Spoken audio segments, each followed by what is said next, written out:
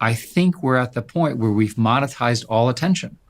An article this week, 2.5 hours of videos consumed by young people every day, right? Now, there is a limit to the amount of video you can, because you have to eat and sleep and hang out.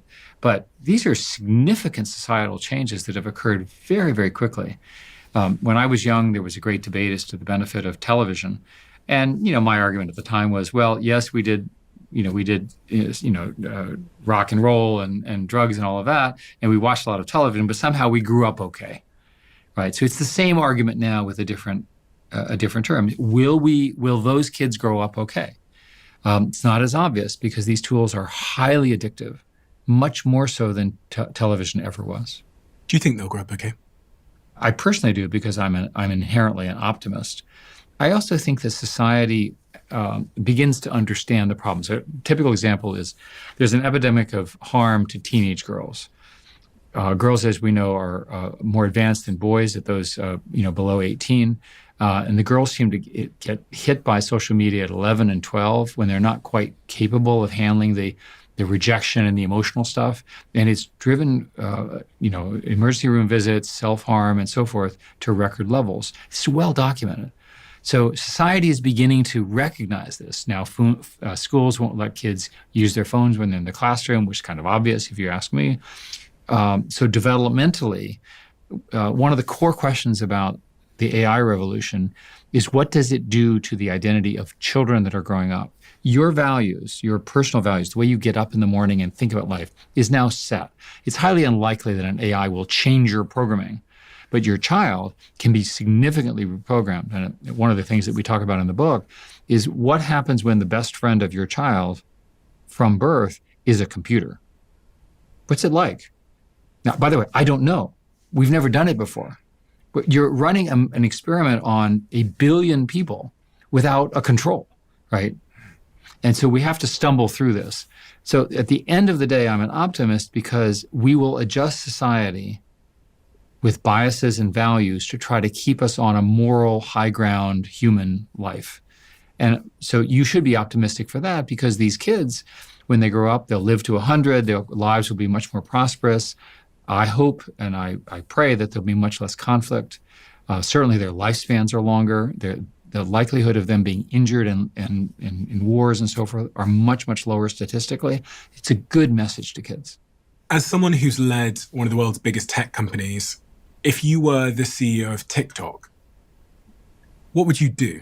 Because I'm sure that they realize everything you've said is true, but they have this commercial incentive to drive up the addictiveness of that algorithm, which is causing these echo chambers, which is causing the rates of anxiety and depression amongst young girls and young people more generally to increase. What would you do? So I have talked to them and to the others as well. And I think it's pretty straightforward. There's sort of good revenue and bad revenue. When we were at Google, Larry and Sergey and I, we would have situations where we would improve quality. We would make the product better. And the debate was, do we take that to revenue in the form of more ads, or do we just make the product better? And that was a clear choice. And I arbitrarily decided that we would take 50% to one, 50% to the other, because I thought they were both important. Mm. So, and the founders, of course, were very supportive. So Google became more moral and also made more money, right? All of there's plenty of bad stuff on Google, but it's not on the first page. That was the key thing. The alternative model would be to say, let's maximize revenue. We'll put all the really bad stuff, the lies and the cheating and the deceiving and so forth that draws you in and will drive you insane. And we might have made more money, but first it was the wrong thing to do. But more importantly, it's not sustainable. There's a law called Gresham's law. It's a verbal law, obviously, where bad speech drives out good speech. And what you're seeing in online communities, which have always been present with bullying and this kind of stuff. Now you've got crazy people, in my view, who are building bots that are lying, right? Misinformation. Now, why do you do that? You've got, and there was a hurricane in Florida, and people are in serious trouble. And you, sitting in the comfort of your home somewhere else, are busy trying to make their lives more difficult. What's wrong with you? Like, let them get rescued. Human life is important. But there's something about the human psychology where people talk about, there's a German word called Schadenfreude. There's a bunch of things like this that we have to address. I want social media and the online world to represent the best of humanity: hope, excitement, optimism, creativity, invention, solving new problems, as opposed to the worst. And I think that is achievable. If you love the Diary of a CEO brand and you watch this channel, please do me a huge favor. Become part of the 15% of the viewers on this channel that have hit the subscribe button. It helps us tremendously, and the bigger the channel gets, the bigger the guests.